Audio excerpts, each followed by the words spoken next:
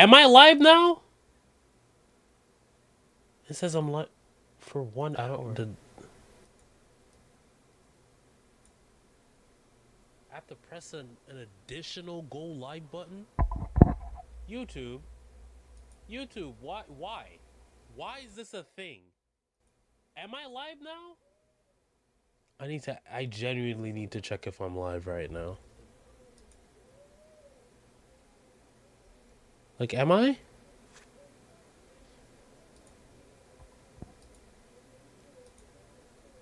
Oh, okay, now it's actually live. What the hell? All right, fellas, welcome back. Whoa. Not right now, Difo. Even, you know what? I might actually watch this video right after this. So I got the YouTube stream pulled up, and it's working, and I can update the name of it. That's cool. So right now, damn, I was really sitting here for like 10 minutes just talking to myself. That's crazy. Hey guys, it's your boy Kishiwishi, and today we're gonna talk about or have a conversation about the current landscape of the gaming industry and just industries in general, and how much us as gamers genuinely, locurkentologically, all of the brain rot words that I just unkified because nobody says that shit anymore. We're gonna get into this. So this is a video by the real life fake wizard. I've been watching him for a couple months, and won't you look at that? I did not subscribe to him yet. Now I am actually subscribed. It's just one of these funny things where YouTube constantly recommends me people and I constantly watch their videos, but because I just get a steady stream of their newest uploads, I don't subscribe. Like, this is actually a problem for me. But anyways, oh, don't look at that. Don't look at that. Actually, we're deleting that. And here we go. Hello, I'm the real life fake wizard. On July 6th, 2026, Xbox CEO Asha Sharma sent an email. Ooga booga, welcome Waffle Man. And then this is an exclusive. Oh, by the way, this is an exclusive YouTube stream. I might stream later on Twitch, but it's been a little bit fucky wucky with my new streaming software that I've been using. So the last 2 to 3 or maybe even 4 streams I did on Twitch didn't do it the same time on YouTube. So YouTube, today you guys get your own 3,200 exclusive stream. Terminated by the end of fiscal 2027. 1,600 of them that same Also, another funny thing. I was gonna try to use my actual camera today, but I guess I'm using too much resources on my computer at the same time, so it wasn't working. But ooga booga to you, Waffle Man.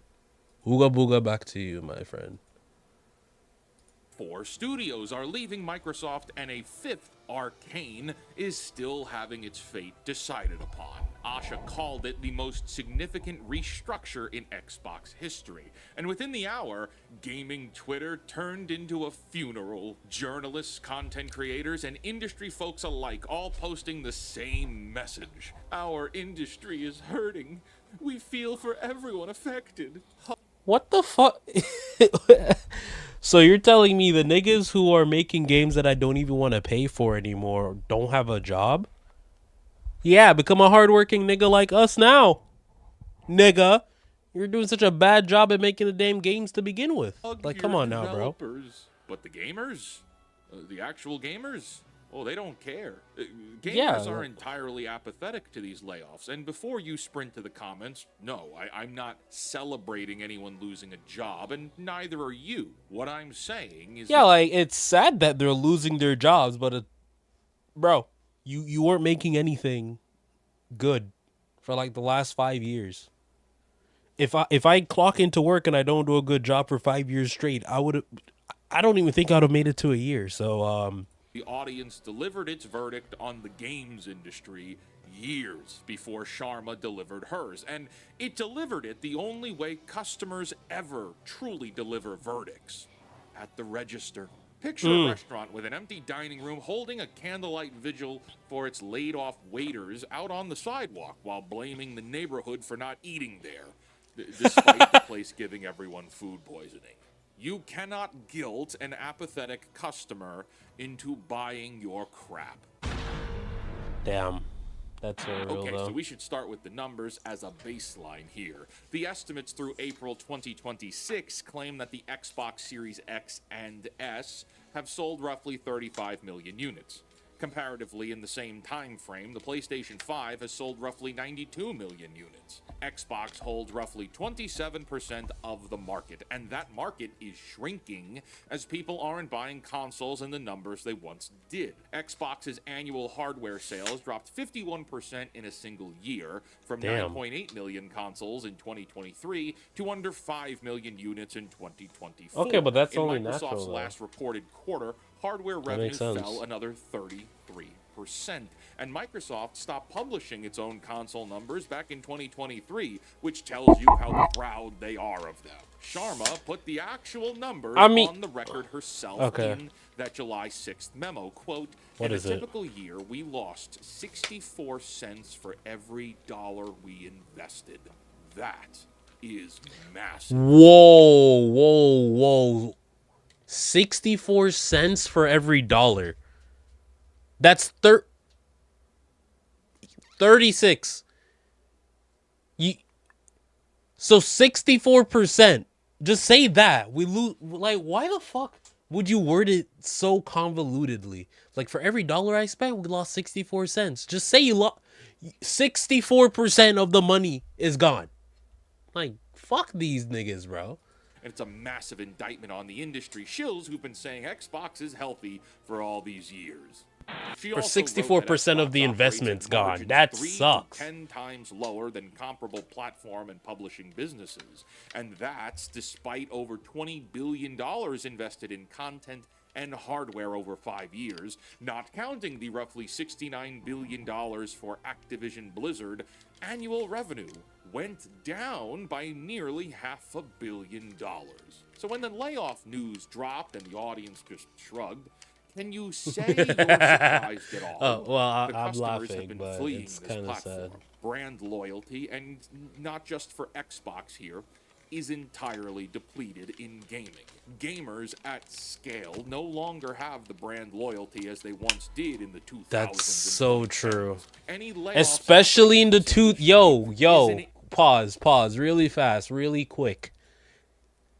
The console wars and brand loyalty of the early 2000s or the 90s needs to be studied. Bro, you would damn near get called a freaking monkey or the hard R if you had a Sega Genesis when everybody else around you has a Nintendo. Like, that's how it was in the 90s, I'm assuming, because, you know, I'm not a millennial. I'm not that old. I'm Unk status, but I'm not Grunk status. I'm only 24. Calm down.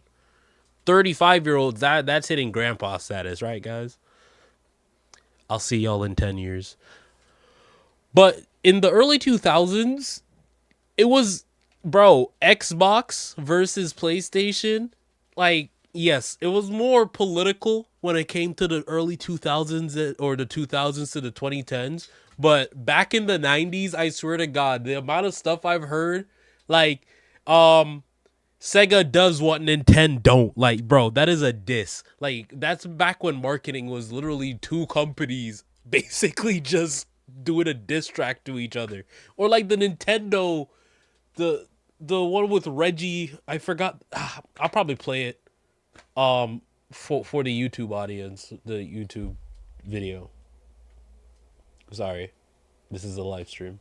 Invoice of terrible results finally paying off. And so that gives us a foundation, right? Xbox has been in free fall, burning through cash, customers jumping ship, and that brings us to why. Why is Xbox in the position it's in? Both the Xbox Series X and the PlayStation 5 are comparable in console quality, at least on paper. Well, the answer is extremely simple. PlayStation may have a reputation for having no games, but on the handful of games they've had, people wanted to play them, and that mattered. Xbox, while having and acquiring all these major studios and IPs, still got no can't fucking ship games. any games that people actually want. At least at the scale needed to keep this ship afloat. Now, that is not me saying that Avowed is a quote-unquote bad game. Okay. No, I'm sorry. Hi-Fi Rush, Outer Okay, Worlds 2, listen. Starfield, Listen, chat. I could actually say chat because this is a YouTube stream. Chat's not here. But bro, I completely forgot what I was talking about. Hold on, let me. Quote bad game. Okay, Okay, Avowed. You see, like my attention span is cooked. I don't know where I was going with that, but Avowed, I played the hell out of that game, and I'm like towards the ending, but I just couldn't keep going. I literally couldn't. I was playing it. I was just like, bro, I'm not doing this anymore. I can't even tell you all the stuff from the game. Like, it was kind of boring. Like, I know the mushrooms and stuff and, like, the blight. Like, the game is very forgettable.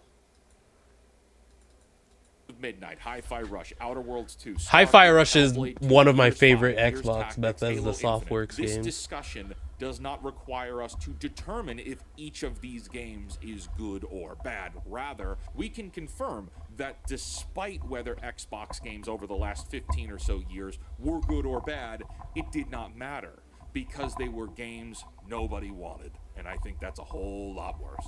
In mid-June 2026, Windows Central's Jez Corden published a report from inside Xbox's finances, and one sentence in it matters more than the rest.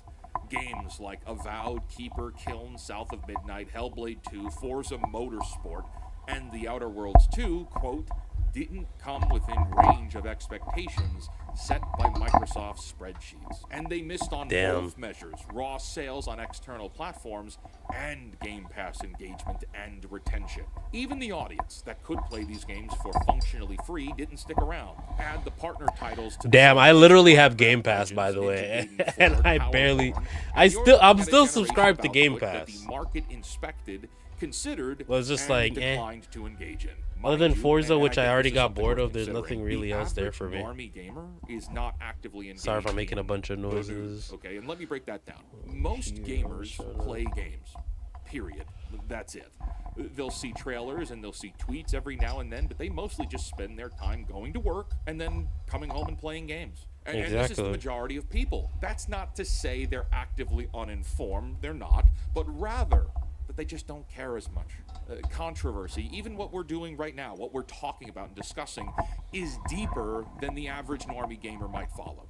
For example, a normie might have heard that the Perfect Dark Xbox game got canceled, but the trivia of knowing that the trailer Xbox premiered at the June 2024 showcase was a fake trailer is something that is unlikely for normie gamers to know. This is extremely important. What? I did not know that. Two sources of information. Am I a normie now, which guys? They base their purchasing habits upon: a trailer and a group chat. What are my friends playing?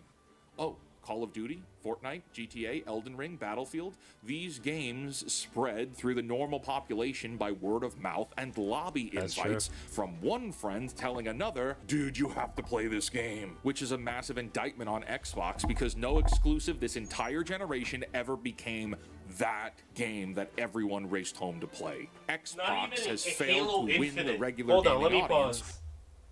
Oh, what the fuck? I didn't even know you could do that for YouTube. But Halo Infinite, I swear to God, it did not do shit. Like, I played it a couple times, maybe.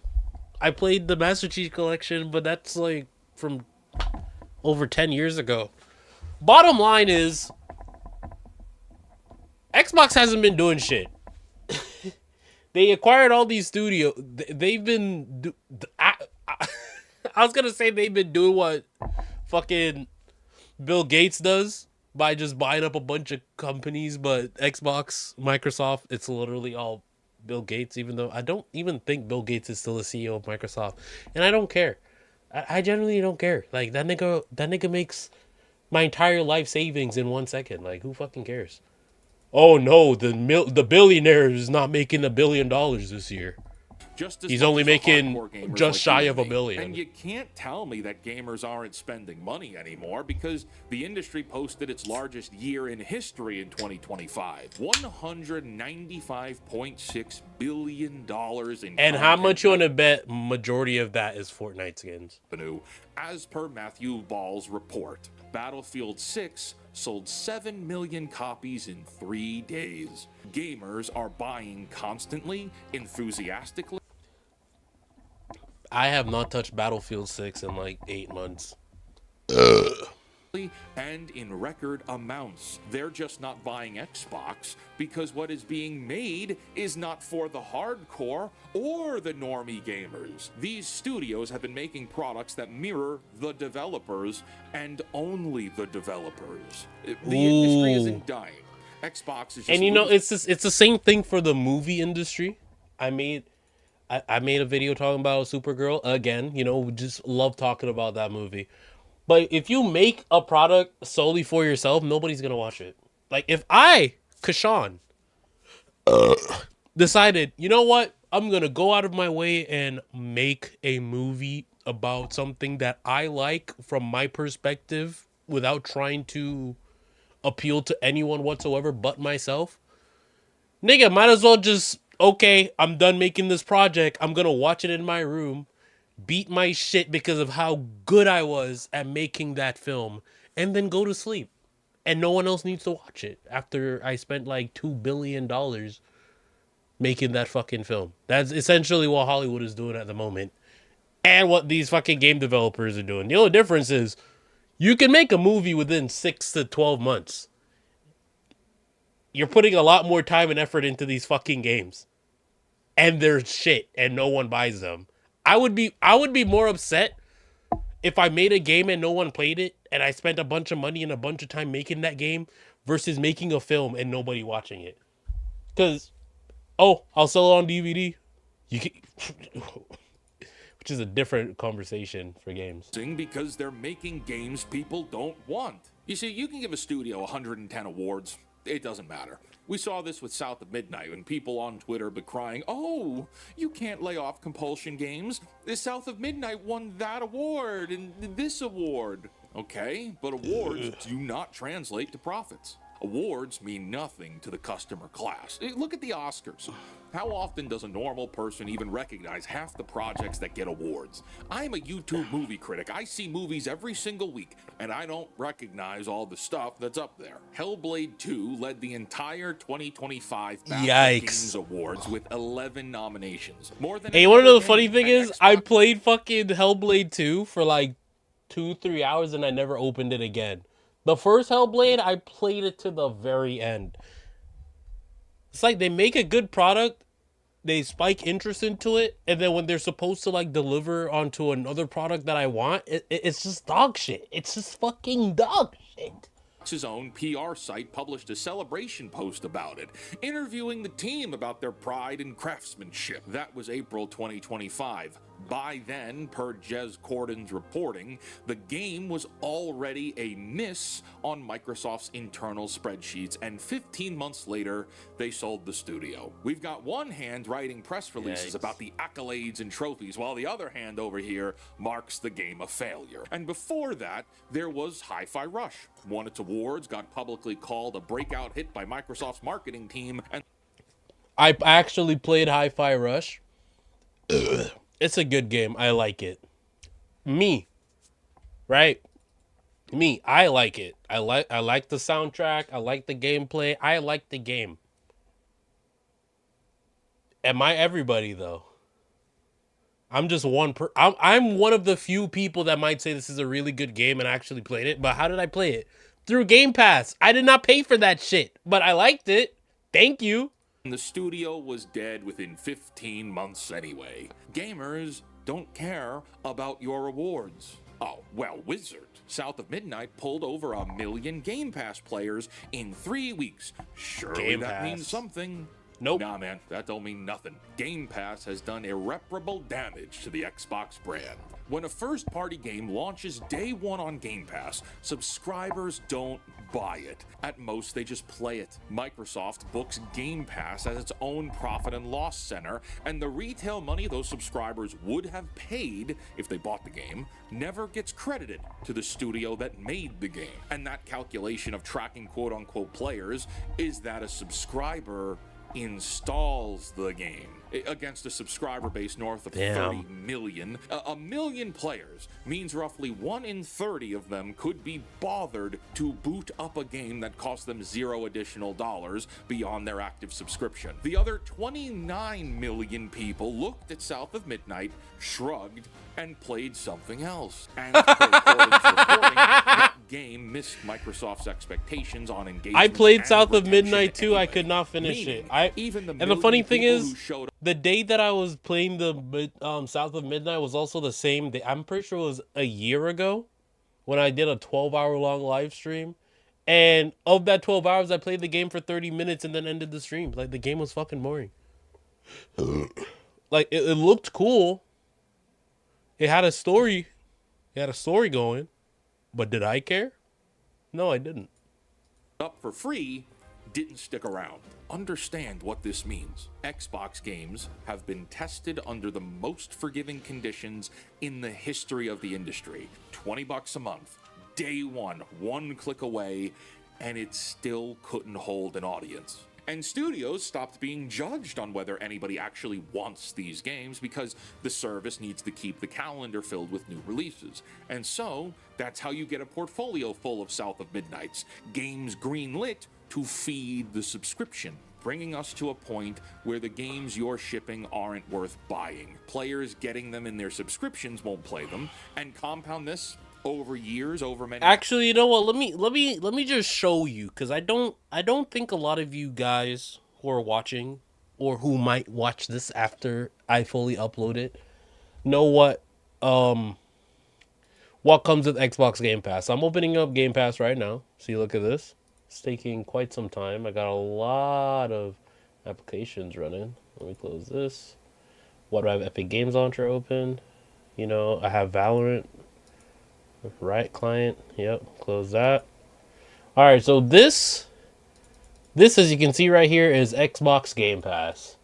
And look at Buckshot Roulette. You know what? This is a game that I've been waiting to play. And now I don't have to pay for it. Wow, look at that. This is literally the reason why I have Game Pass. Oh my god. My C drive is in shambles. Jesus Christ. But as you can see, oh, won't you look at that? The new Doom game just dropped. Oh, I have to pay for it. Oh, wait, it's not. It's a DLC. Never mind. But I can play Doom. I can play Doom if I really wanted to. And look at all these games. I already have RV there yet on Steam. I'm not. What is Abyssus? What is this?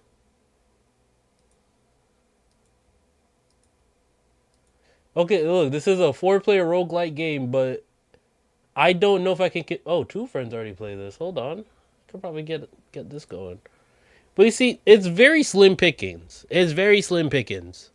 Because Call of Duty Vanguard, that game came out like 2 years ago. I'm not playing that.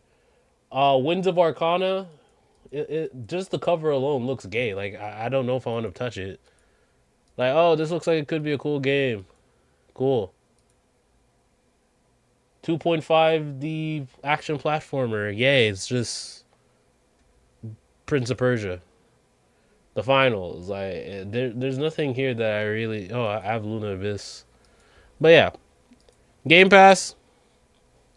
You have to be in a specific... You have to be in a very dopamine deficient consumerist mood to download any of these games. Because I know you saw I had some weird games installed that, trust me, I've yet to open them. Titles, and you've redefined your entire infrastructure for what it means to be a customer. Sharma comes in, sees no revenue, no engagement, no retention, and yeah, are you surprised studios are being shown the door? And if you want some more proof of how upside down the Xbox model was, do you know what's been keeping the lights on? Because it's certainly not Outer Worlds or Starfield, it's Minecraft. In 2023, Phil Spencer testified under oath that Minecraft out-earns every other Xbox game and drives, quote, significant profits. And by his own numbers at the time, Microsoft's 120 million monthly players made up roughly 80% of Xbox's entire first-party audience. And as we find out today, those profits from Minecraft were spent funding the rest of the portfolio, meaning that Minecraft was funding the creation of all the Game Pass slop no one wanted, all while Minecraft content is starved. And so now, my friends, that brings us to the Internet Candlelight Vigil. All across Twitter on July 6, 2026, content creators and journalists polluted the airwaves with, "This is devastating news for our industry. Everyone affected today is in my thoughts and prayers." I just feel terrible for everyone. Okay, so the GDC's 2026 State of the Game Industry report found that 33% of American game developers were laid off in the past 2 years, and 48% of them are still looking for work. That is Damn. 1 in 3, and that's brutal. Like, that's brutal. That's bad news. 33%? But I'm glad everyone has your thoughts and prayers, considering your active involvement in said industry has contributed to the nuclear explosion that has taken place at Xbox and everywhere else. Good job. There are 5 people ruining entertainment: corporate executives, marketers, writers, content creators, swine, and access media journalist shills, of whom the content creators and journalists' jobs are to run damage control and defense for the corporations that feed them with continued access. For over 10 years, that is exactly what these shills have done, and now thousands of people are unemployed. Good job, dummies. Damn.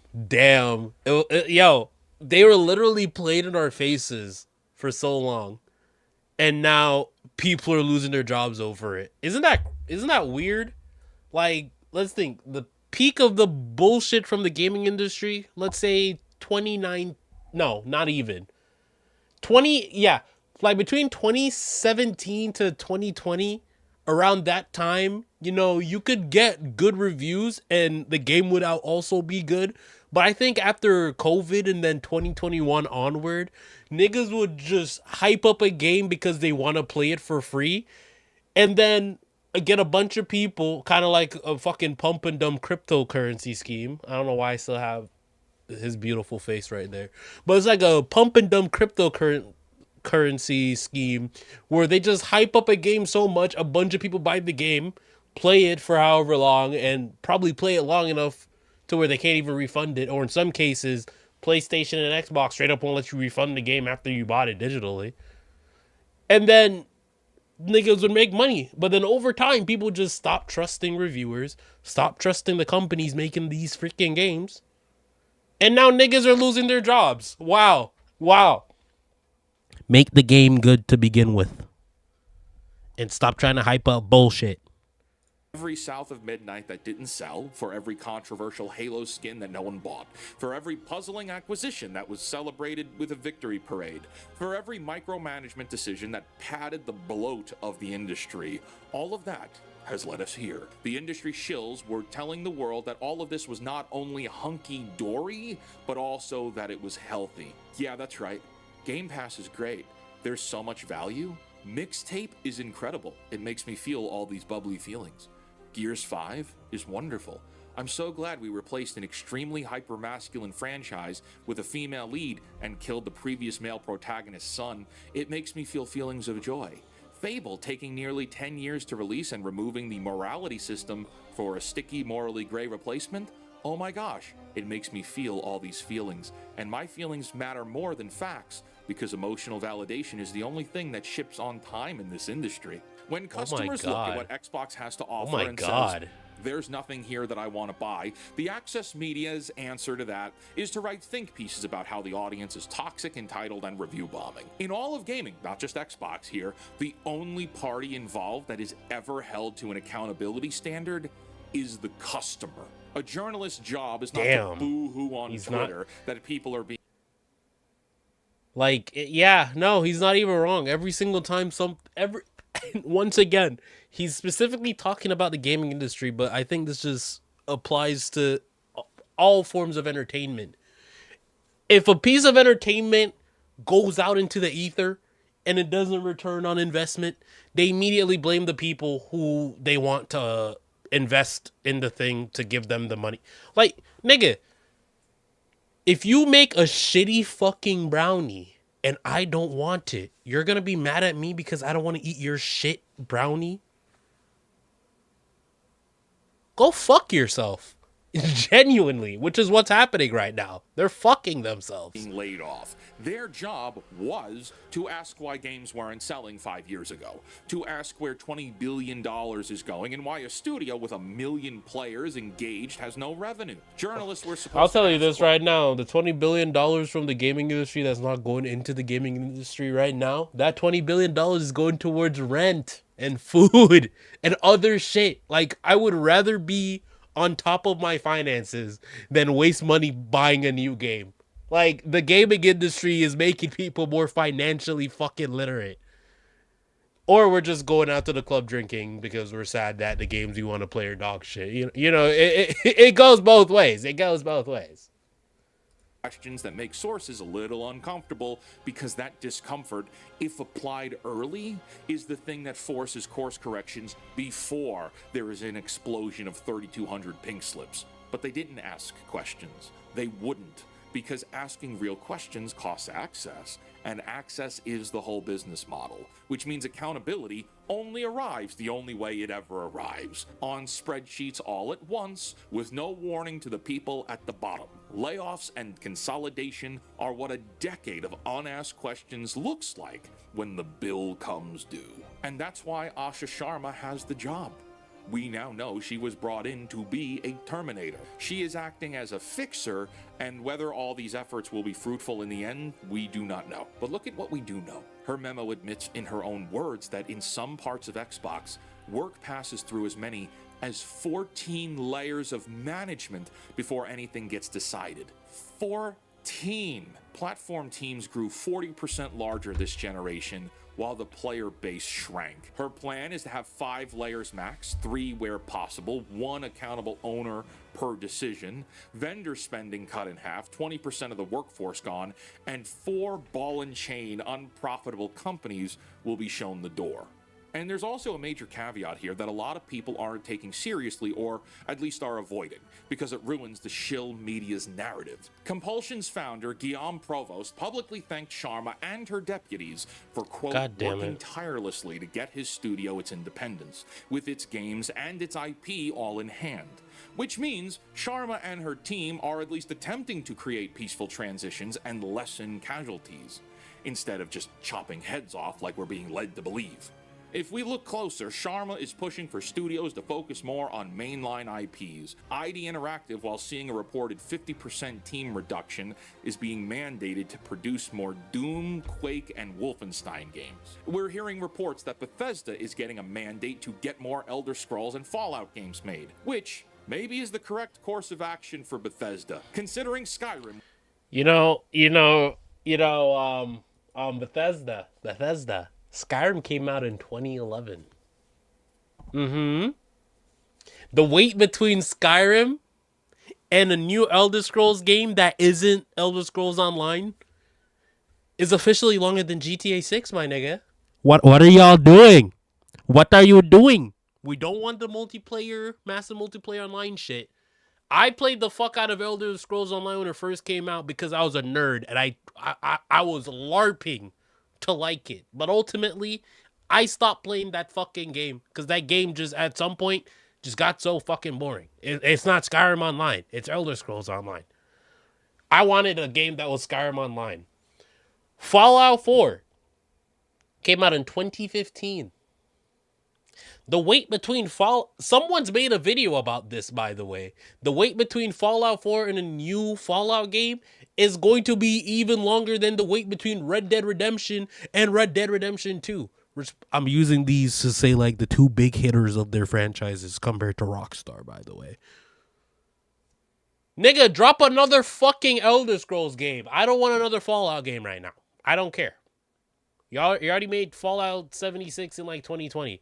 Give us another Elder Scrolls game, and I promise you, you might still go underwater because y'all niggas are shit at making games now. I thank you for Oblivion Remastered. Thank you for Oblivion Remastered. Even though I played that shit for like 5 hours and stopped playing it. But, make a new fucking game. Thank you. Where's Elder Scrolls 6 at? Was released 15 years ago. The Elder Scrolls 6 trailer was over 8 years ago. And Fallout... The trailer came out 8 years ago and there's still nothing else. But we got Starfield. Over 10 years old. I don't see how you can blame the management team that was brought in to clean up this business disaster. Reports say that Gears E-Day cost $400 million to produce, and it's on Game Pass. This game is going I'm gonna play Gears of War on Game Pass just because I have Game Pass. Like, why am I gonna buy it? I'm not gonna support fucking Microsoft. No, I already got Game Pass. You're already taking $300 away from me this year. So yes, I will be playing Gears of War E Day on Game Pass because why the fuck? to kill the franchise when it doesn't make money back. But that's only because it costs nearly $500 million to make the thing. Yeah. Fable has been in development for nearly 8 years and gone through multiple do-overs. What are the chances of that game being able to break even? The Terminator is doing what the Terminator needs to do, which is to get these teams releasing products on time, on budget, and in profitable conditions. And that takes years to do, but only because corporate cancer management and HRification have been able to run rampant over this company. Gamers don't care about the layoffs, and it's not because gamers are heartless. Gamers just want good games. And as my friend 30NSG says, make a game, sell a game. That's all it needs to be. Make a the game, games that people actually want. sell a Until game. next time, create, innovate, inspire others to do so as well, and cancel your Disney Plus subscription. I've never paid for Disney Plus, but next video. But before we go into the next video, guys, I have to update the name of this one. Or I don't care. This popped up, and I just wanted to watch it with y'all because I love Difo. I am once I'm again actually subscribed to bringing him. you a bunch of annoying women from TikTok who go out on the internet unprovoked and just say these things when nobody asked. Fellas, I'll just say it now. As a married man, I'm gonna hypocritically say, don't get married.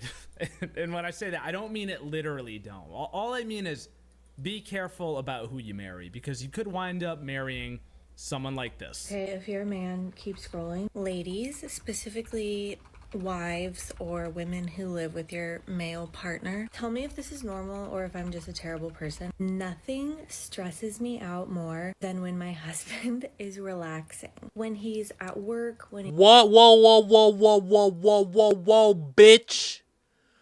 Bitch. What do you mean? Nothing pisses you off more or annoys you more or stresses you out more than your husband relaxing. I swear to God. So, Sophia, listen here, baby. If this is what's going through your head, right? If this is what's going through your head, just know you know what? I'm gonna relax a little bit more. Give me a couple minutes. Give me a sec. Actually, y'all can't see this.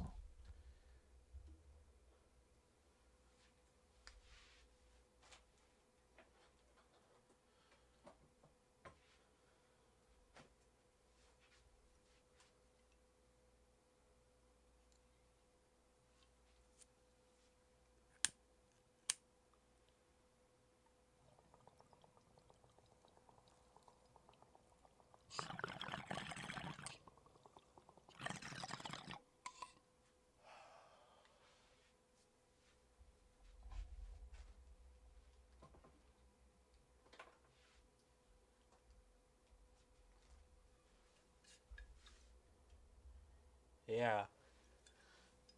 Nothing stresses you out more than your husband relaxing. Baby girl, your husband needs to relax if he has to deal with a bitch like you, baby girl.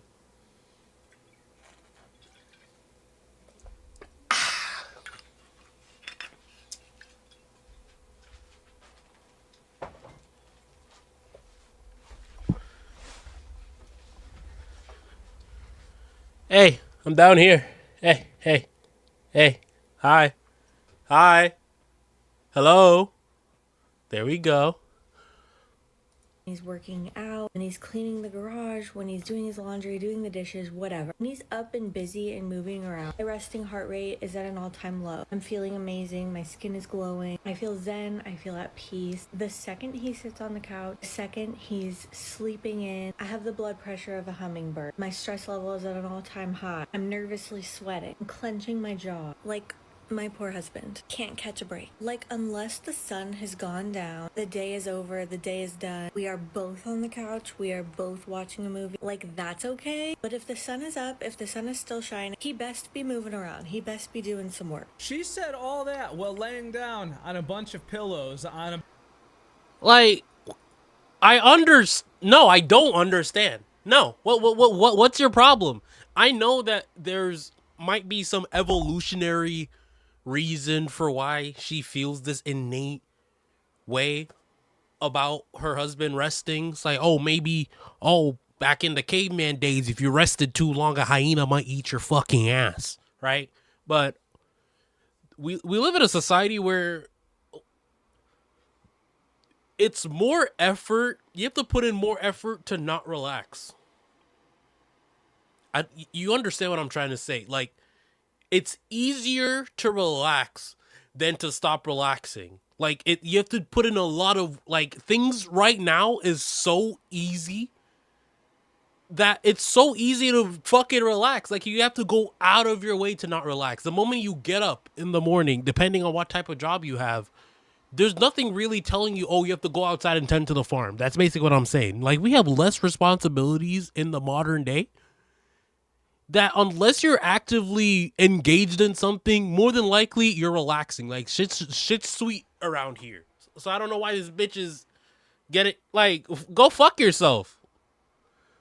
You're annoying. Bed or a couch. I think this is a bed. Yeah, she's literally laying in bed saying this shit. You can't make this up. Now, she was responding to every single comment in the video except for this one here. This comment says, as a therapist, this is not an uncommon thought, but it might mean that it's time to explore some internalized belief about productivity / rest and self-worth and how those are being projected onto your partner. And of course, she doesn't. I'm assuming licensed therapist, because you can't believe everyone on the internet. A person who claims to be a professional says something to you, and you're not going to respond to them. But I bet you responded to every other hating ass comment or stuff that was, "Yes, queen. Yeah, same."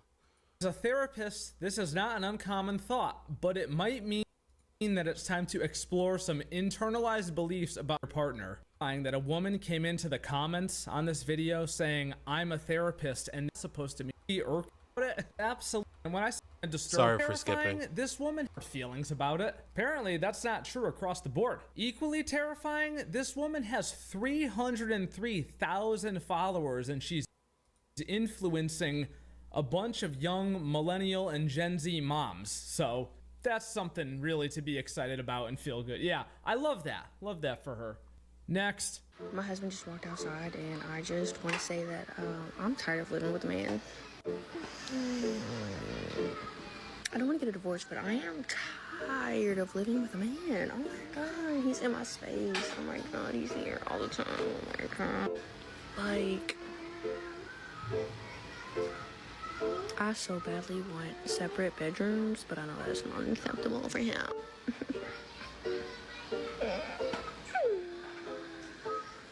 I really might cry. No, I'm not gonna cry, but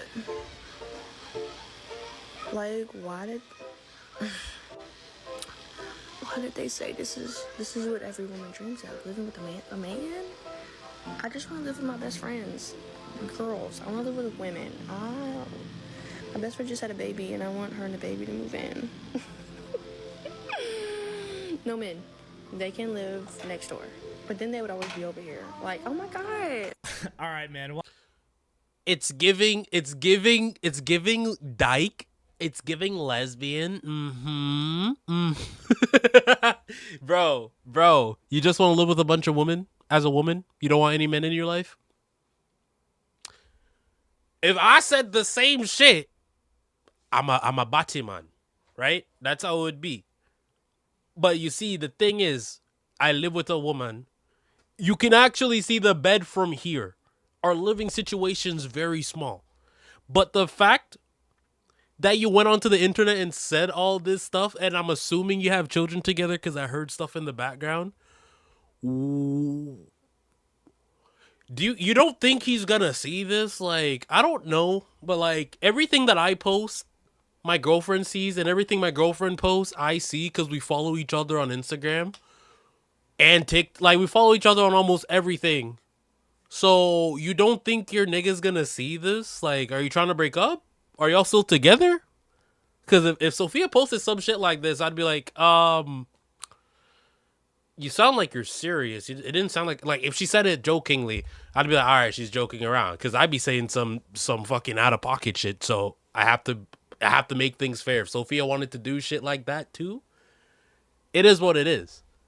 As long as you're joking around. But if you're being dead ass and then posting it, like, and the funny thing is too, she's saying it now because he's there all the time, quote unquote all the time. More than likely, nigga has a job, because that looks like a big house.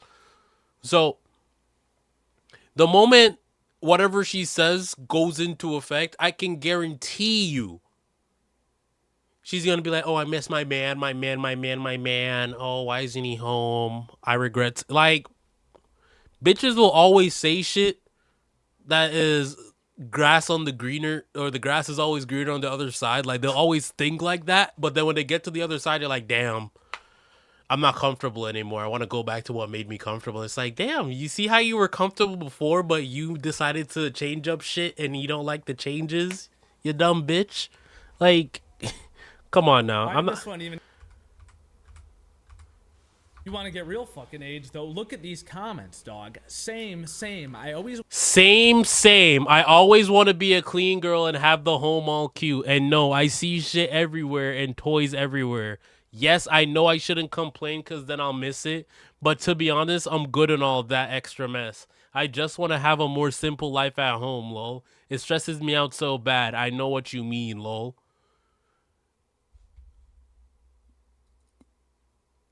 Bro, if you're stressed out, you know you can leave for like a day or a couple days. Go on vacation.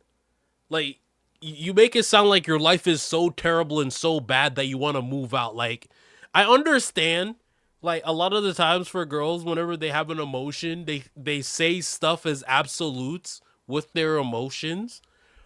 But your emotions aren't absolute. If, babe, I don't want to be here anymore. I don't want to live with you. Okay, cool. How about we spend some days apart? I go do my stuff, you do your stuff, and then we come back and see if we still, like, it just sounds like bitch is just home all the time and she just sees her nigga all the time and doesn't go anywhere, so she's just fed up. Like, go somewhere and come back. But talking about, oh, I want to move out, oh, I want us to change the entire living situation. Are you dumb? What, you just never want to fuck the same nigga again? Like, you act like it's not convenient having a place together for that reason. And yes, I'm boiling it down to that. The reason why people move in together is because me and you live together. We can do it whenever we have the time to. I don't have to, I'm leaving my house to come over to you. Like, no, we live together. But during the day before we do all of that shit, I don't want to see you all the fucking time. And that, respectfully, yeah, it should go both ways. Have some time for your fucking self. My God. Oh, what is this? I swear, one sees this and they all just start validating each other. This one validating. Cooking. I would rather just snack, fruits, good stuff. Sick of cooking. Go eat somewhere else. Again, you don't have to cook every single day. You know, that's why we have fast food restaurants and restaurants. Go on a date or something. Go out of the house. Do something out of your regular routine. Jesus Christ. Are these women retarded? That's a yes, the answer is yes. Like, bitch, if you're sick and tired of doing something, shake up the routine a bit. Or implement these things into your routine so you're not doing the same shit all the fucking time. If every single day of your life, your husband goes to work, comes home, you cook food. Your husband goes to work, you cook food, he comes home. If that's your day-to-day routine, 365 days of the year, I understand. That's fucking annoying as shit. I want to do something else. Do something else. I'm pretty sure he'll understand, like, oh, babe, I don't feel like cooking today, so I went and ordered this. But, you know, just switch up the routine on a weekly basis or something, because you can't go out ordering pizza every fucking day. Like, you can't be doing that. But just switch up the routine every once in a while. Like every week or so, you know, Friday, fried fish Friday, some shit like that. Something to look forward to. Something else. But y'all bitches be doing it to yourselves, dog. Like, it's not even funny. I would rather just snack fruit. Sometimes I just... And what is this? Just evil. I sleep in the guest room from time to time and blame it on his snoring. Sometimes I just want to be alone. I didn't even show my screen. I'm so sorry. But yeah. And this comment has fucking 12,000 likes. Oh my god, bro.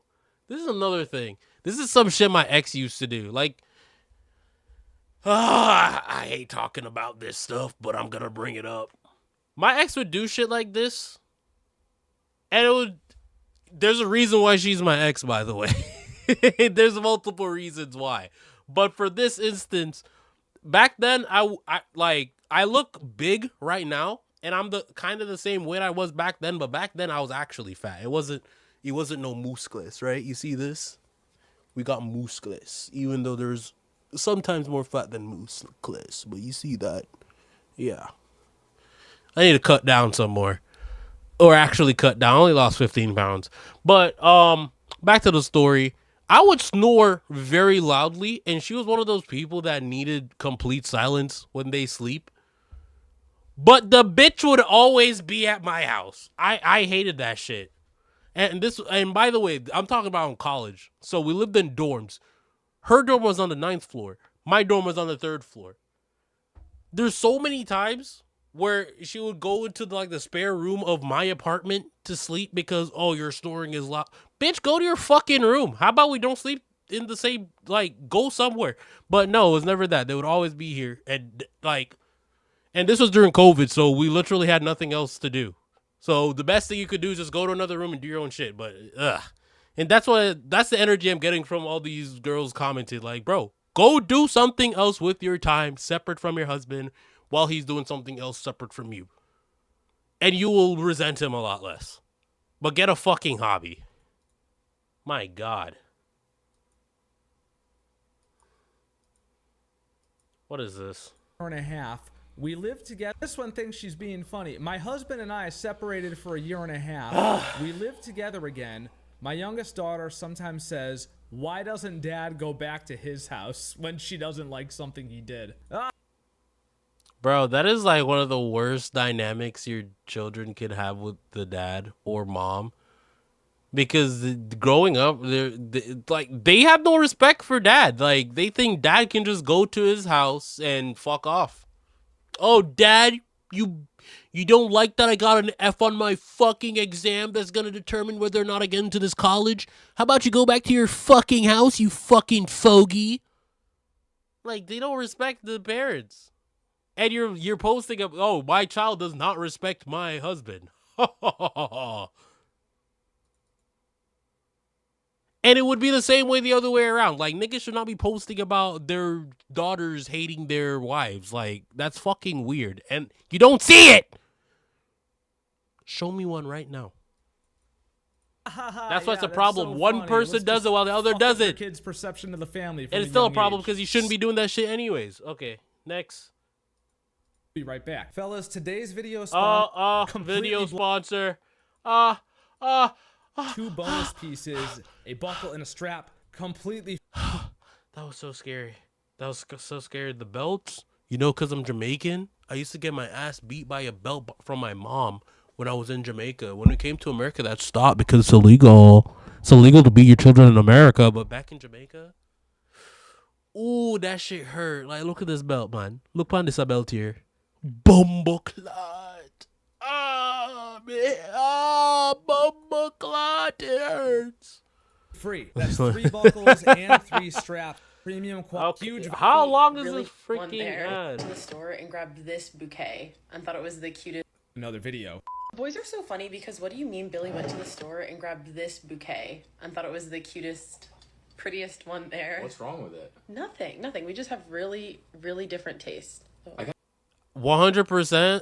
100%. If Sophia pulled some shit like this, the flowers are in the trash. I don't give a fuck. Call me Sassy Man Apocalypse.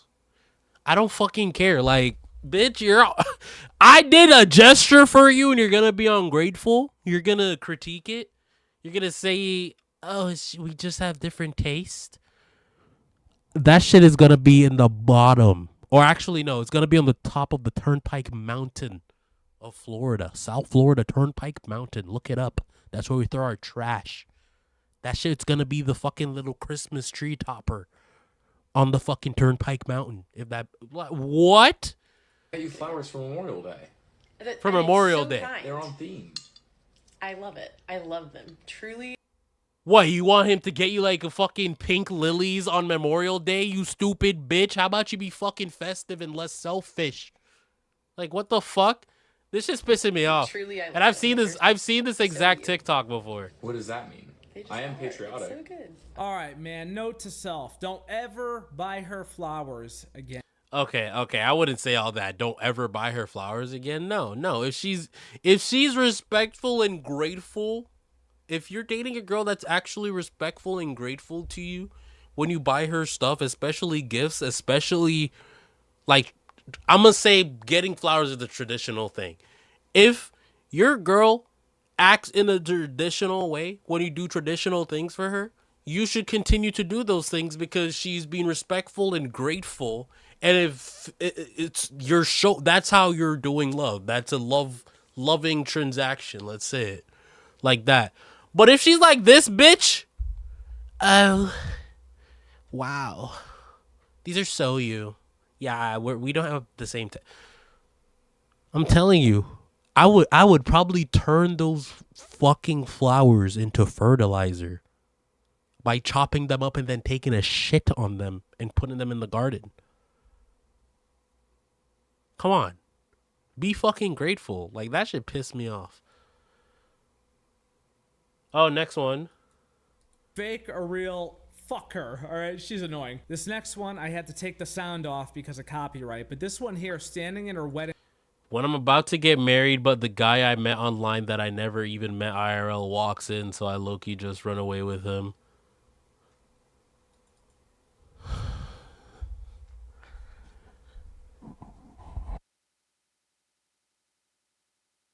I muted my mic by accident. You see this right here, fellas? This is the work of what happens when a woman is so brain rotted by the pornographic media she reads. See, watching porn is one thing. Oh, one of my friends just got on to Mecha Chameleon. I might switch to that. Might start streaming on Twitch for that. What? 4:43 p.m. Mecha Chameleon? Anyways, yeah, this is corno brain. You see, like, you guys have to understand, and this is one thing that people like to shut down and stop listening. The form of the media that you consume a specific idea, it matters. It matters because the different medias, like if you were listening to just pornographic audio, it would sound, pornographic audio on its own would sound a lot different than the stuff you see in the videos. And the videos and the audios are completely separate from the stuff you would read. But if you read the stuff, the thing about reading, it puts you in a position where you think about what you're reading in your imagination. So you reading a pornographic novel or a Wattpad story, something, just reading it and then imagining it and being like an actual avid reader of that product is the equivalent. And I'm not saying it's worse than watching porn. It's the equivalent, because instead of watching it, taking all of the imagination away, you're just watching exactly what's happening. You're creating it inside your head. And then you walk around all day with these scenarios inside your head and changing little details here and there. But at the end of the day, it's the same shit as watching porn. But people are going to disagree because, oh no, I just like reading. Yeah, a Court of 1,000 Roses or Court Thorn Rose, whatever that fucking, a Court of 1,000 Roses or whatever the fuck that series is called. Yeah, that's just corn. That's literally just corn, but you can buy it at fucking Barnes and Noble. Dress, and it says met IRL, walks in. So I low key Like, did you really think it was that hilarious that you talked to some fat fuck loser on Discord for a couple of years and like you think the grass would be greener? Oh man, all right, I'm gonna get The grass is now, greener. He's this fucking next mowing the one. lawn. Okay, Buckle bro. up. All right, guys. All right. I mean, just look at What's the motherhood? thumbnail. What's so bad about? Oh, Septum ring theory. Where this Septum ring theory. Sophia hates whenever I say that shit. Nose ring theory. Nose ring theory. Septum ring theory. Cause watch. I haven't even seen this clip yet, but I already know it's gonna confirm my bias. Going exactly. It says, "I hate motherhood." Septum ring theory inbound, boys. Okay, I'm gonna be real honest about something for a second, and a lot of you are not gonna like it and have something nasty to say about it, but hopefully. Why would you come onto the internet with that as your preface, but then you're pretentious about what you're going to say? And I'm specifically calling this out because when I come on here and I do the same thing, I do the same thing. But I don't act pretentious about it unless I'm like, okay, you know what? I genuinely don't care. And I will respond to the comments. I'll respond to any comments, but I don't usually get that much comments because either people don't watch my shit and I don't get clipped, or what I said isn't really a bad take. It's just a contrarian take to something that is already existing. But let's see what she has to say. I can make some moms out there feel better about themselves. So I hate motherhood. The more I continue in this motherhood journey, I just don't like it. Okay, see, like, I will never come onto the internet to say something like that because that's just straight up like, what? I hate motherhood? You're a mom. How is your child gonna feel about this? Like, you're a selfish bitch is what I'm getting at. You're just a selfish bitch because your child, if you hate motherhood and you're a mother, your child is going to know. Your child is going to be affected. Oh, I hate being a mom. Yeah, mom, I know. Like, you're just a selfish bitch. I love my child. I love. If you love your child, why do you hate motherhood? Because you have to sacrifice, you got to do something for someone else? Oh my God, I have to do shit for other people. Yeah, welcome to life. It's either you do shit for your family or you do shit for your boss. But 9 times out of 10, you're not doing shit for yourself. And if you do shit for yourself up past a certain age, you're immature as fuck. My child more than anything and anyone I have ever loved or could love in my life. And I think let me guess, she's a single mom. Society has it twisted where they think, oh, if you hate being a mom, you hate your child. And that's just not the case. The job of motherhood and what it takes to become a mom, it will fulfill you in ways that you never knew were possible, but it's also gonna take away from you. Everything in life is going to have drawbacks. It's sacrifices. You have to make a sacrifice. This is what happens when you get rid of religion and moral in society.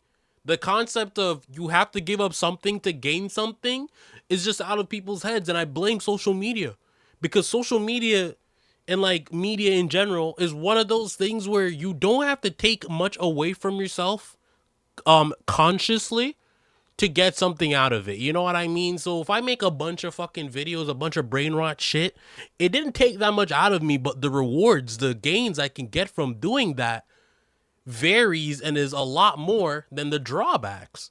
And that's what makes people like this bitch right here think, oh, I love this thing. I love doing this thing, but because of the drawbacks of the thing, I hate it. So you just don't like anything then, because every single thing in life has drawbacks. Everything, even heroin. Like, what, you're gonna do heroin and be like, oh, I love heroin so much, but I might die. I hate it. Don't do it. Well, okay, that was a terrible example. But yeah, let's see. Nose ring theory. I bet she's a single mom because if she had a loving husband, she would hate motherhood a lot less because she would probably have multiple kids. In ways that you never thought were possible. As it should. There's things that are going to need to be stripped away in order for you to step into parenthood in the way that you should. But it doesn't make that fact suck any less. Yes, it's normal. Yes, that's how it goes. Yes, that's what it takes to become a mom.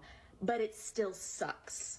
Okay? and that's human. Now, am I better off as a mom? Absolutely, because it has pushed me to grow in ways that I never would have if I didn't become a mom. But it is a harder path in life to take, in my opinion. I don't really like it, okay? Maybe not every day. There are days where I love being a mom. There are days where I'm like, yes, I am in it, and I'm doing it, and I'm doing good, and I'm loving it. But I'm not gonna lie, most of the time, I'm like, oh my God, what the fuck is going on? This is so fucking hard. And this is why I don't believe, if you are a neurotic person, do not become a parent, because people that are neurotic, and if you don't know what the word neurotic means, I might put it up on screen, I might not. But neurotic is basically a person who only ever views things in a negative light. Like, you're neurotic. You're constantly thinking about things and how it can affect you in a negative way. And if you're walking around neurotically thinking, it's like a pervasive line of thought pattern, I guess. Definitions up here. You're welcome. But when you're neurotic, you can't find the joys in life. Because how are you going to sit here and tell me that your life has become significantly better as a mom, but you hate being a mom? Oh, I joined the army 20 years ago. It's made my life so much better, but because I have to work out, I fucking hate being in the army, but I won't pass it up for anything else. You obviously love the thing if you put up with the bad stuff. That's the point of love. You still like it even when there's things about it that you don't like, but you still choose to like it. Which is why I'm assuming this bitch is a single mom, because do you hate your husband because there's days where your husband don't do the things you like, but overall your life is better because you're with your husband? Like, no, you're a single mom. And if you're not a single mom, you should be a single mom, because this is disrespectful as fuck to your husband. I don't want to joke around and talk about Afghanistan, but Yes. Actually, the women in Afghanistan, their take is 100% valid. Like, if this was a Afghanian or Afghan woman and she was saying this stuff, yes, because of the country that you live in, you don't really get to enjoy the beautiful parts of being a mom, or just being a person in general. So, or being a person as a woman in those parts of the country. I don't understand that stuff, but in America, like, shut up, bitch. Shut the fuck up. Shut the fuck up. You have the right to talk, and I have the right to tell you to shut the fuck up. Oh my God. I don't care about your commentary here, buddy. They did. I know you're getting some flack for posting this, but I applaud you for being so transparent about motherhood, and I hope that women continue to be in the future. Yeah, when in life you have to make hard choices, and I made a hard choice that made my life better, but because the choice was hard, I hate it. Oh my God, I fucking hate these people, bro.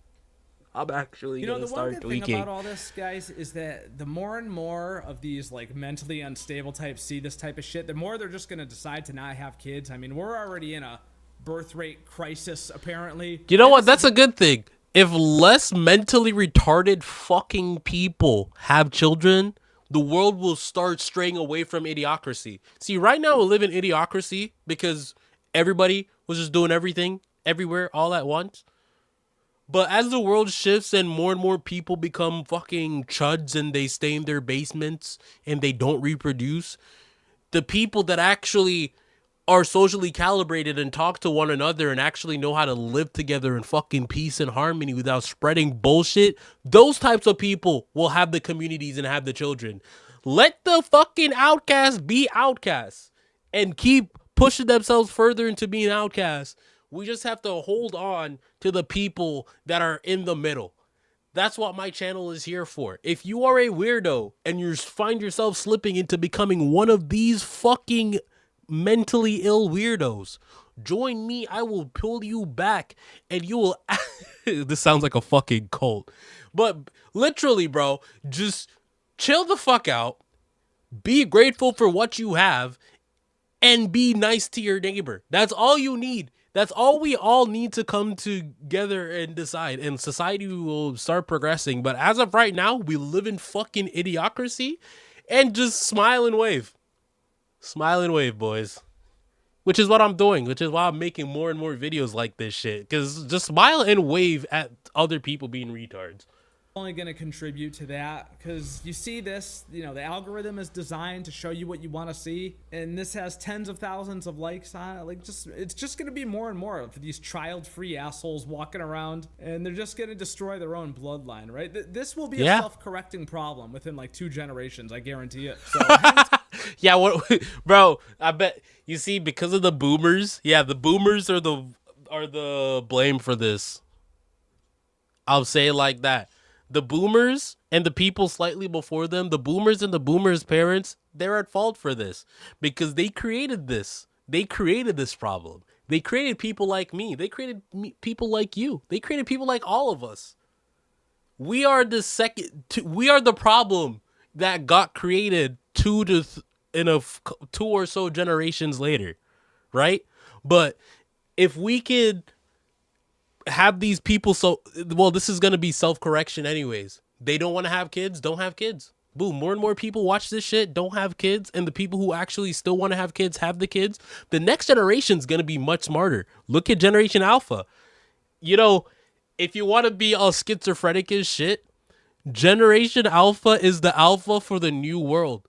Generation Beta is going to be much better than Generation Alpha, just like how in the software development stages, because the alpha is the alpha for software is like the first version, but the beta is the one that's actually usable and is very close to the final product. So Generation Beta, which is probably going to be my children, or Generation Delta, I don't know, Generation Charlie.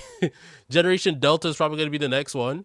Either or, those generations are going to be much better because Gen Z, people like me, I already know my child will not have an iPad. You're not going to get an iPad until you're a teenager. You're not going to get any portable screens until you're a teenager. Point blank, period. 10 years old, go outside. Hang out with the kid. Play on their iPad. You know, learn how to share an iPad with a stranger. But no, you're not going to have one at home. You're not going to have one at home. You're not going to be, or when we go out, you'll have your iPad. But even then, when we go out, you're supposed to interact with people. But you're not, when you're at home, watch TV, play a video. I would rather you play a video game than be on a fucking iPad. Nintendo Switch. I'd rather my child have a Switch than have an iPad. And no Roblox. You're going to play games. Roblox is for pedophiles. That's why I haven't touched it in forever, because the people on there are fucking weirdos. What's this woman going to talk about now? But I saved the most annoying one for last. I know, it actually gets worse, if you could believe it or not. Fellas, assuming that you are old enough to drink wherever you live, take a shot of your favorite alcoholic beverage right now and prepare to lose some motherfucker. You know what? I'm doing exactly that. And yes, I'm fat. That's why I'm doing the shirt pull. Y'all want to see this? I'm not showing my nipples because that's gay.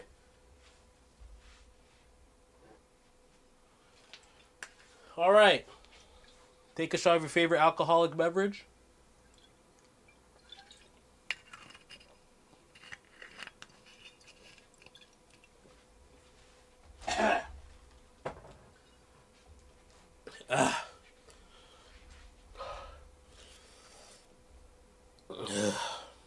That was more than just a shot. That was more than just a shot. Oh my god, my ears.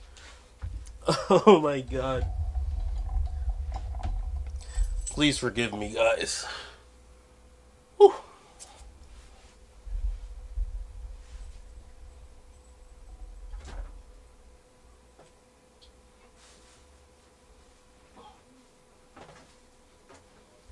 Actually, I'll go eat something after this video.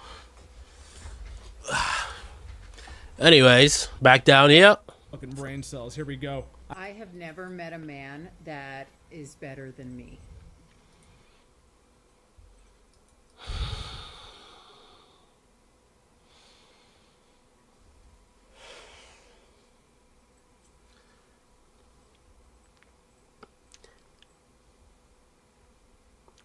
Just look at her face.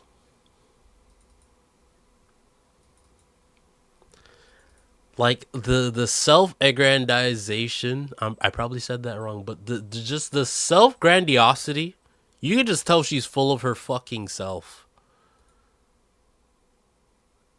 You've never met a man that's better than you.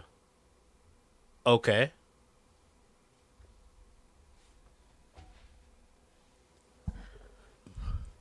I was gonna say that could mean two things, but that can mean many things, right? You've never met a man better than you.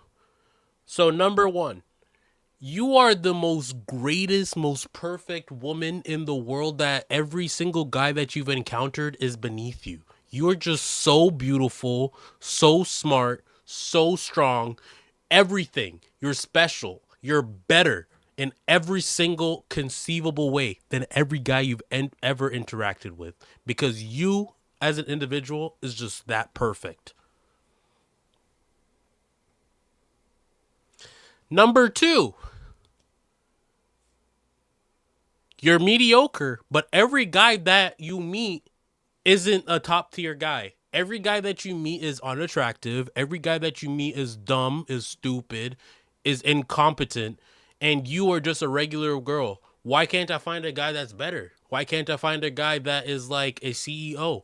I'm just a regular woman, but all the guys that I see are just dog shit.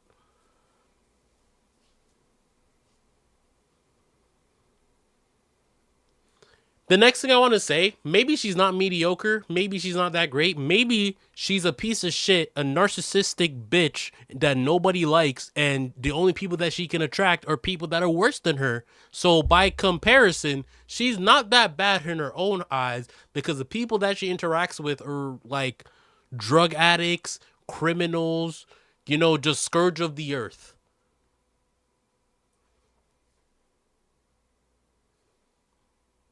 So which one is it? Let's see. Never. This is going to come off as highly narcissistic, and maybe it is.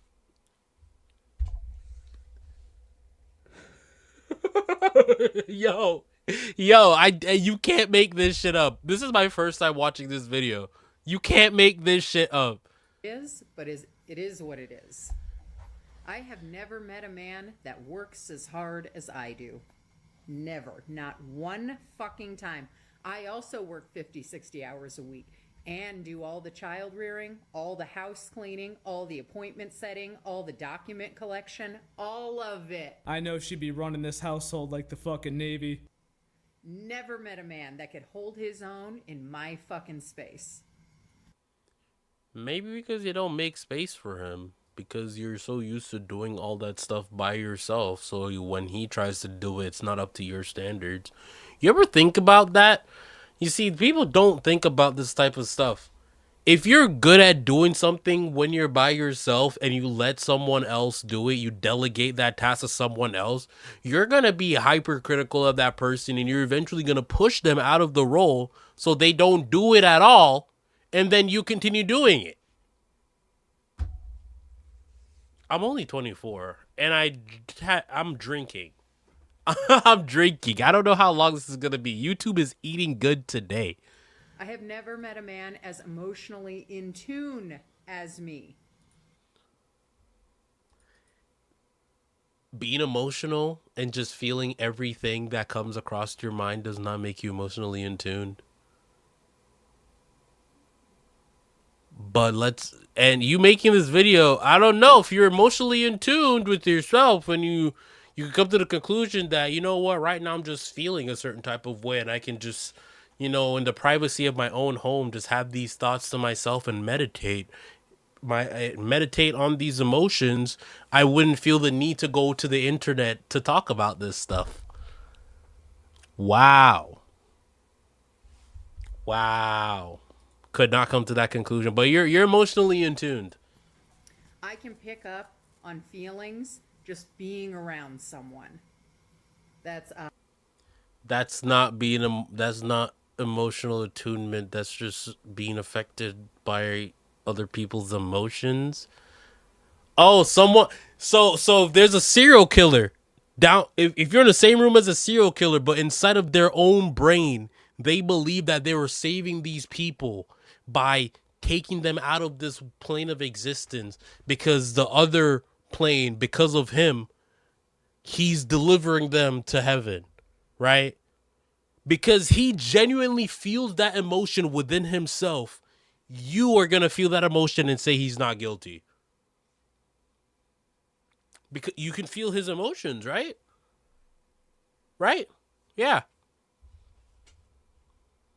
That was a very... Yo, I should be on a watch list for that example. I'm sorry. Highly feminine trait. Ain't It's a nothing survival trait. feminine about you, girl. You have Sorry to be the one to say it. people. I have never met a man as gritty as me, with as much trauma as me. So you're saying you're better than men because you're more traumatized? You're more traumatized than the men you meet? That is literally a you problem. I should not have drank this. I see why he said you... Ever. What a thing to be competitive about. I never met a man with as much trauma as me. Yeah. It's like, oh yeah, no, my dad used to beat me. My father did nefarious things to me, so I win. I'm better than you because my dad fucking used a blowtorch on the back of my head when I was 2 years old. But your dad only beat you when he didn't grab his beer. By the way, that was made up. My father did no such thing to me. Mainly because he wasn't... Let me stop. That's not funny. Well, I wonder why men are steering clear of you. Can't figure it out for the life of me. I have never met a man as studied, as deeply studied academically as I am. Are there men in the world that are more studied and more intelligent than me? Absolutely. Have I ever met one? No, never.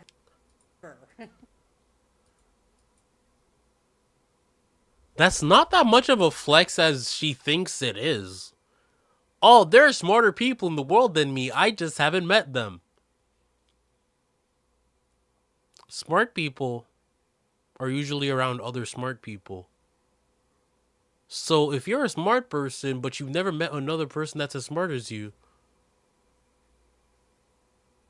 or haven't met another man, sorry, because maybe there's a lot of smart women that you know. Maybe they're women. Yeah, you know, I never thought of that. Maybe there's a... Well, you know, she's claiming to be narcissistic, so she might be the smartest woman in her life as well. So if you're the smartest woman in the world, but you've never met a man that's as smart as you, but you know they exist, maybe you're not that smart, and it's just Dunning-Kruger effect. Because one thing about smart people, if you're really smart, you don't feel the need to come to the internet about this type of stuff. Which is funny coming from me, because then am I admitting that I'm stupid? Maybe I'm a lot dumber than I think I am. Men walk around so in fear of fucking women. They walk around like, no, that didn't happen, or I knew that. I'm like, shh. Shut up. I'm going to say that's some projection, because what she just described is like, not to throw my girlfriend under the bus, because my girlfriend's my baby boo, my little Pookie doll. Can't wait till she gets home. But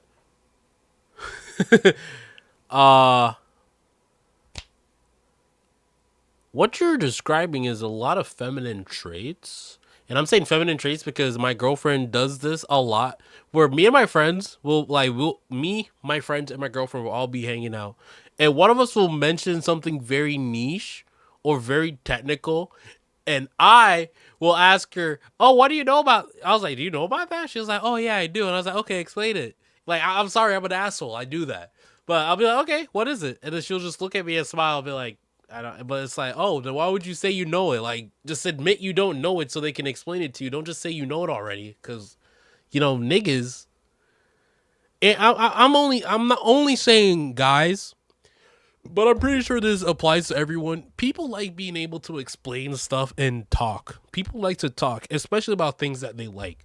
So if you're going to deny the opportunity to give a guy the chance to go ultra in depth into something and try to teach you about it, you're fuck you. Like, why are you doing that? And both ways. If you're a guy, you do that shit where you pretend to know stuff when people are talking about it. Admit that you don't know, and then they'll explain it to you.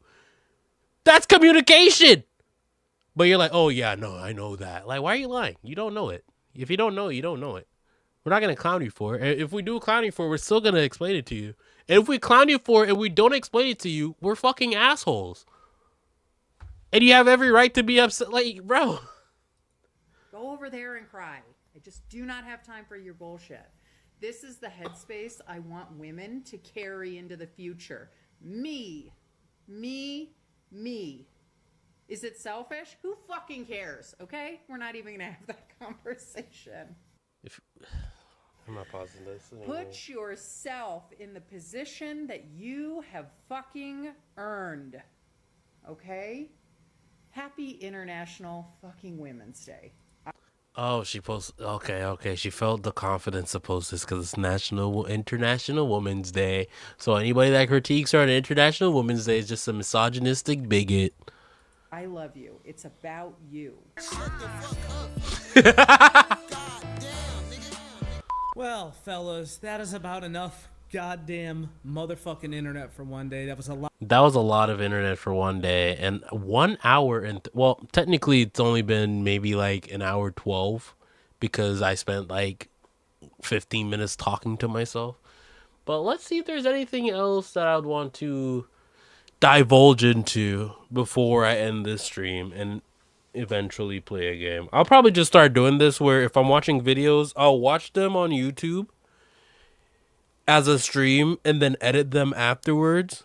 But then the regular Twitch live streams will be regular Twitch live streams that I will either just live stream on Twitch or also do it on Twitch and YouTube because I have a different audience on YouTube that likes to watch me play games. So yeah, I'll probably just do it like that. So yeah.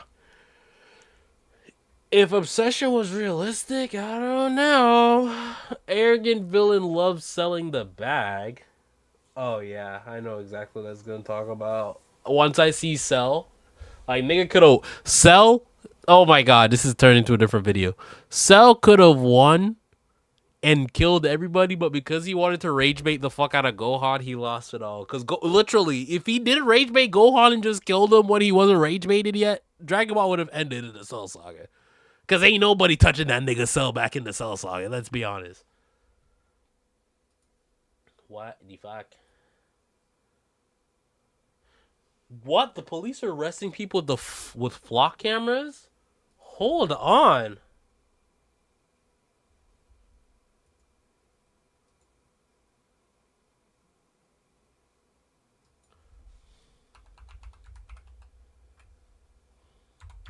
I used to watch Sub to Optimus. I used to watch Optimus a lot. I don't know why I stopped. But yeah, fucking...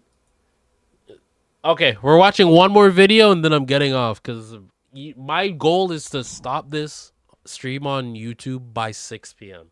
That is my goal. But today, or right now, let me change it.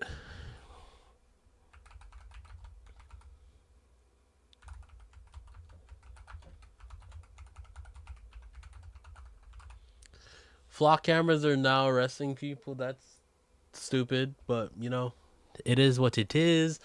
The flock cameras on the... If you guys don't know what flock is, let me go... Flock cameras. Oh. Wait, what the hell? It didn't even do it. So, if you don't know about Flock cameras manufactured by Flock Safety are AI-powered solar-mounted automated license plate readers and video cameras frequently deployed by police, HOAs, and private businesses, designed to capture vehicle details, make, model, color, you know, everything about the vehicle, and they're used in solving crimes. So basically, Palantir in another way. If you don't know what Palantir is, it's I'll just look it up. I'll just look it up instead of trying to spout bullshit off my head. God damn it, Palantir is multiple things. But the Palantir that we're talking about is funded in 2003 by Peter Thiel, Alex Karp, and others. Palantir Technologies is and I know I'm using AI to read this shit. I don't give a fuck. Palantir is a prominent American software company headquartered in Miami, Florida. You know, the home of the Kishiwishi. This is where I live, in Miami. The company specializes in big data analytics, intelligence gathering, basically Big Brother. Palantir is just Big Brother, the people that have every tab of everything you've ever done. And they can solve crimes if you've done some fuck shit. Flock is another one of these companies that has become where they just... Oh, the title of the video changed. But... yeah, Flock is one of these companies that are fairly new, and they do a lot of surveillance, a lot of video surveillance. And there's been multitudes of people destroying Flock cameras, either with a very high-powered laser that you should 100% not do, because why would you get a very high-powered 1,000 milliwatt laser to disrupt the sensors inside of a Flock camera? That is fucked up. You should never do that. However, there's also people that have been cutting them down with circular saws, which is also something you should 100% not do, because that's property damage. And you wouldn't want to damage the property of a company that is trying to take away your privacy. Why would you ever want to do that? But now that we're caught up on what Flock cameras are and how they're in almost every major metropolitan area in the U.S., we're going to see what's been happening. All right, what's going on, everybody? Welcome back to another video here on the channel, and today we're going to be taking a look at a video that is making the rounds on social media over the last couple of days, and it's kind of in tune with some of the things that we've already been talking about here on the channel over the last couple weeks, more particularly the whole mass surveillance system, the Flock cameras that are being installed around the United States as we speak. Now, in my videos talking about this and kind of giving coverage on this entire subject, I think pretty well at this point kind of deduced why you should care, right? I mean, we've already been through all of the potential negatives and consequences of what this entire system is going to possibly provide. We've talked about the drawbacks that having all of this surveillance has in the first place, and as we're about to see by this video that we're going to be taking a look at here, the consequences of this is already starting to show. It's not like this is some issue that we just keep kicking down the road, you know, oh, well, maybe we'll fix the problem here in 6 months or whatever. We really don't have time to continue doing that. It's already been more or less the standard routine that we've kind of collectively had over the last many years anyway. And as we can see, it's gone really nowhere positive for us. So this video clip, according to the timestamp and everything, and it takes place September of last year. So I don't remember. What? Flock? Wait. How long has Flock been around for? Hold on, because I've done a lot of illegal shit since September of last year. What? I'm just joking, by the way. For legal reasons, that was a joke. I have done nothing illegal other than being black while driving. I apologize for doing that illegal activity, and I will stop being black while driving. I will stop driving while being black. Anyways, I did not know that Flock has been around for that long. September of last year? Bro, we're in July of this year. September is in like 2-3 months. Like, what the hell? Ever hearing about this in the news or anything, but this video has recently resurfaced to show everybody the dangers of these Flock cameras, of this mass surveillance network that is being set up all over the country to quote unquote make us safer. I mean, because of course the government and their allies in the private sector were just randomly reading everyone's license plates as they drive by, scanning their faces when they walk by, monitoring. I'm sorry for not showing. Well, the video is just gameplay. It's not really showing us anything. What they're doing, right? We've just get to fresh air in or out and take a look at the video. We have cameras everywhere in that town. You can't get a breath of fresh air in or out without us knowing. Chrisana Elzer learned the power of. What the bumba fucking clut are you telling me? I am staying away from that town. You can't get a breath of fresh air without one of the cameras seeing you. Why would I feel safe? No, why would I feel safe in any space at work. You know, at my last job, Kitchen and fucking Cocktails. I hated that place so much. And my girlfriend doesn't work there anymore, so, you know, I can talk my shit. Kitchen and Cocktails in South Florida, in Miami, in the state where you need two-party consent for audio recordings. You need two-party... If you record anything in South Florida, not even South Florida, in the state of Florida, you record anything without two-party consent, and it's not a, like, public... I'm not sure how public security cameras work. But audio is one of those things where it can record very private and sensitive materials, and if it gets out or gets hacked, like, what if me and a coworker are talking about my social security number for some reason, and a hacker hacks into the company's camera and gets my social security number through that method? That is a lawsuit. So what do companies do? We don't record audio. Especially if it's in place, like, there's a camera in the bathroom. That's weird. Well, no. Kitchen and Cocktails does not have cameras in the bathrooms. Not that I'm aware of. But they would always brag that the cameras recorded audio as well. And I'm just like, in the state of Florida, you can't do that. And I said whatever the fuck I wanted to say anyway. So if they do record audio...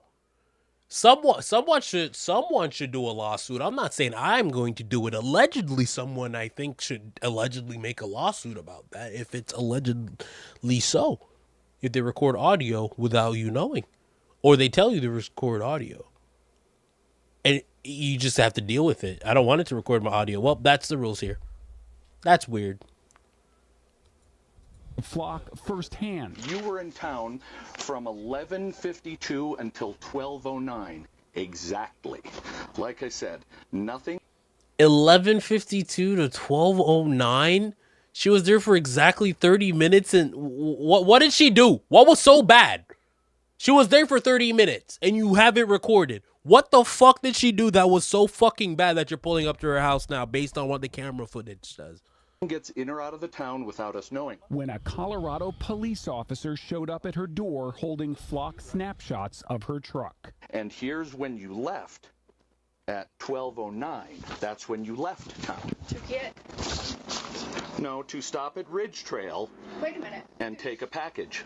Okay, so this took place in Colorado, all right? And this is a video of a police officer arriving at a private citizen's home without a warrant, without any sort of like actual legal reason to really go there. So what has essentially transpired is they are looking for a specific truck. I'm assuming it was involved in a crime or some sort of like point of interest for the police. Now, there are several problems with the pursuit of this truck so far. Number one, obviously they have the wrong person in this entire thing. You know what I mean? The truck appears similar, you know, maybe it's a similar make and model and year or whatever to the one that they're looking for, but obviously this is not enough evidence to just like show up at somebody's house and be like, you know, trying to harass them. This is literally one piece of circumstantial evidence. But also, as yeah, like I went into town with my truck to pick up a package and I came back home. I did it really quick, 30 minutes.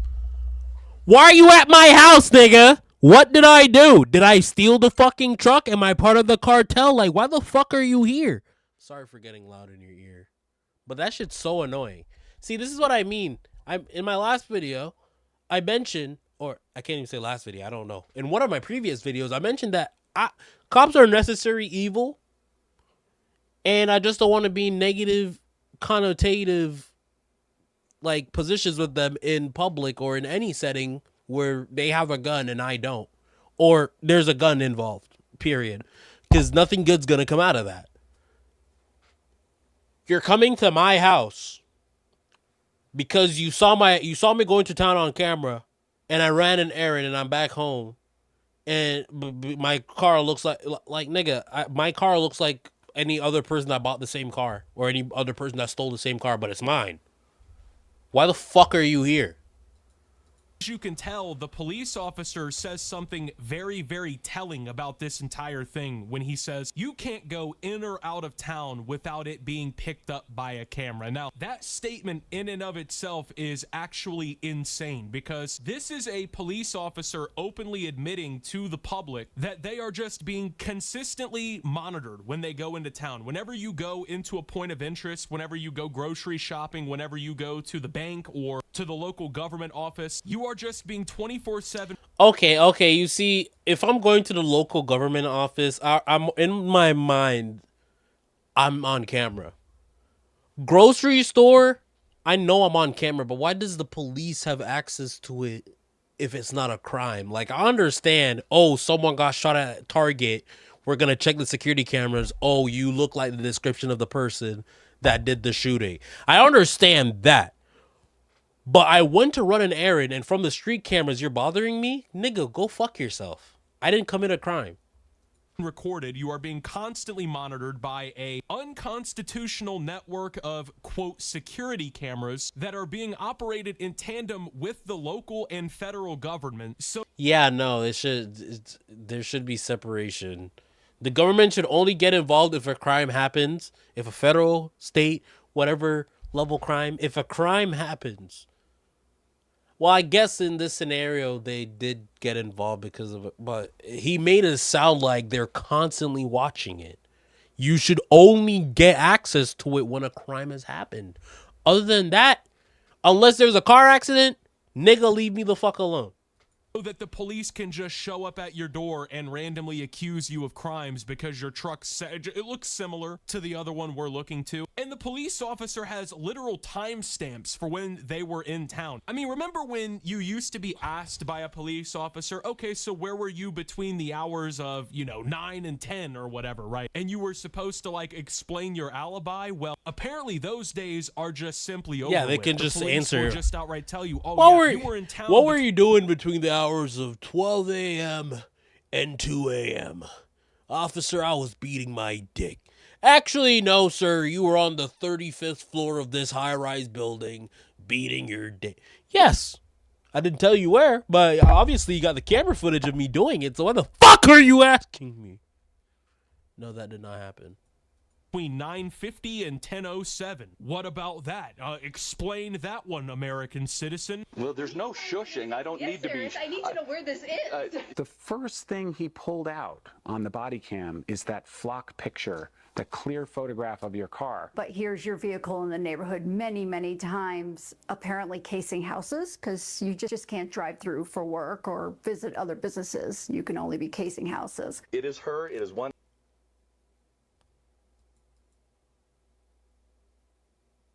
So they're accusing her of casing houses in her neighborhood? And that she's been robbing them with that truck. And the flock camera got that. Is that what we're getting at?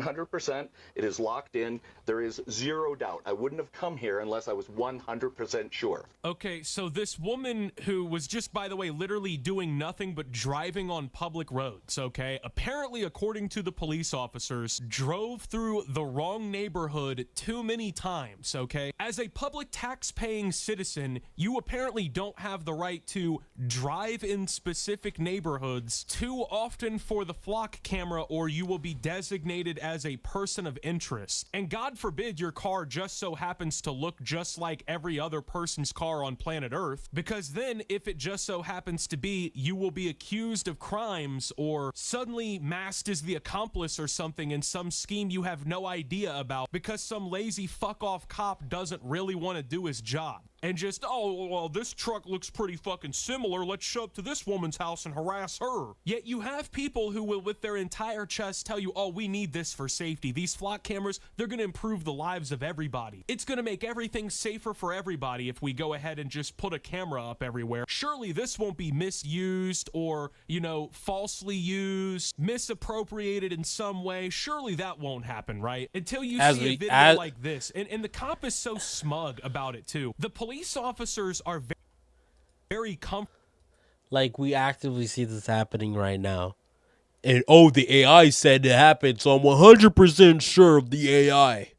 abusing people and abusing their content. Like, bro, I'm telling you this right now. Back in 2022, or 2021, if you asked me about AI back when Cyberpunk first came out, bro, I was all in. Oh, I'd get rid of my arm. Boom, cybernetic. Like, I was all in when it came to AI and technology. Now, I'm a clanker hater. I hate those stupid fucking rusty buckets, oil drinking, fucking bowl sucking clanker naggets, bro. People who want everybody to view them as heroes too. Fuck These them are the magnets. Oh, blue lives matter. Blue lives matter, dude. Police, they make sacrifices. They make sacrifices for your safety every day. Like sitting in their air-conditioned cruisers and pulling people over for going 4 miles over the speed limit, or operating flock camera picked up. There's your safety for you. If you're one. Wait, is there more? Just so the is there more of the clip? Actually incredible how fucking stupid this officer and anyone else involved in this really is. 100%. It is certain. It is on video. You're obviously welcome to go to court. Chrisana was charged with stealing a package, but it wasn't her. The porch pirate was somebody else. Okay, you know what? Damn. I'm not even gonna lie. Wow. Okay, you know what? You can't blame the cops as much, but they obviously look like two different women. They obviously are two different women. But in the progress of it's kind of shitty that they went to her. Like, how come the camera didn't pick up this bitch? How did it pick up her doing absolutely nothing while this bitch was doing absolutely everything? Like, if the technology works and it actually gets the right person, then yes, the technology's good.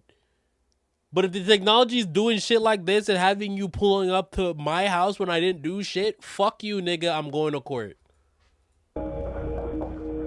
Multiple times you tried to show him your video evidence. He didn't want to see it. No, even when I called him back, he said, that's not my job. You looked at a time of a crime. You saw my vehicle entering in the flock. No, what I did was I did an investigation. You called my wife a liar. You said this is back. I have video evidence. I don't know what you want me to say. The charges were dropped after Chrisana spent weeks trying to get the police chief to look at her evidence. Yeah, nice video. Oh, you have video evidence of you not committing the crime and someone else doing it? Nah. Bro, I'm so happy I've never been on the bad side of the police. Fingers crossed, knocking on wood, because, bro, I don't want to deal with that shit. That shit just sounds fucking annoying as shit. I did nothing wrong. There's someone else actively doing the wrong thing you're accusing me of. Oh my God, I think I would have just gotten shot. Like, I think I would be so angry I would have gotten shot. No evidence, by the way, dum-dum, of the person, actually the wrong person committing the crime. You know, the flock camera, all this surveillance, all this safety tech, man, and you still got it wrong. I love seeing how confident this asshole by police officers around the country because they're in a database or on the flock cameras. In just June, fired in just a few tested officers. Where's the rest of the clip? I'm not watching the full video on here. Or ever be caught using. It's about keeping you can lay it out for you. This is why it matters. This is why you should care. This isn't happening in North Korea. This is happening in your local neighborhood. This is happening in your city. Your local elected officials are signing contracts with Flock. Your local police departments are signing contracts with Flock. And the time to do something about it is now. The time to start cutting these fucking cameras down is now. Whoa, bro. We're not supposed to cut the cameras down, bro. We're not supposed to do that. We're not supposed to use the high-powered laser that takes even longer to repair. Don't do that. Your local representatives into getting your local flock contracts canceled is now. Because we've been waiting around too long. We've been resting on our hands too long collectively. I haven't even seen any of them in my local area, so I think the other people are doing a good job at that. But well, I live in fucking Little Haiti, so if there's a flock camera in the area, that shit's surely in someone's backyard by now. Like, that shit, nobody got it over here. ramifications of that in live time. So with that being said, thank you guys for watching. If you did enjoy, make sure to leave a like. Subscribe if you're brand new around here on the channel. I'm not brand new, Optimus. At SubOptimus. Make sure to check out but I like down it. below. Thank you to my Watch Optimus subscribers. Your support helps the channel tremendously. And until my next video, guys, this is Optimus, well, warning you and showing you exactly what was going to happen, and it being just what I said was going to happen, and signing out. That was a good video. That was a good video. I love that video. That video was so good. One of the best videos I've ever seen. Anyways, we're going to end the stream right here. Oh, is this me? Is this me?